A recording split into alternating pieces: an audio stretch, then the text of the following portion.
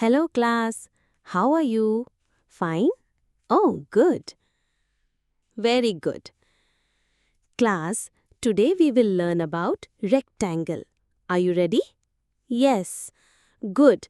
Let's start our lesson. What is this? It is rectangle. It is rectangle. It is rectangle. It has four sides. It has four sides.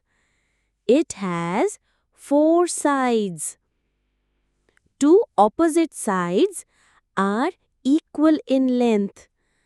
Two opposite sides are equal in length. Two opposite sides are equal in length.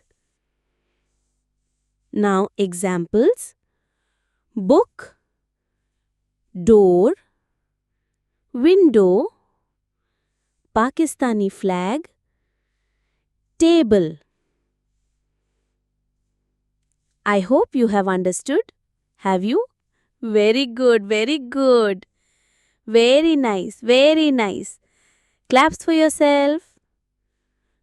Oh, so sweet, dear. Now try it again and again. Watch the video again and again. Thank you. Bye.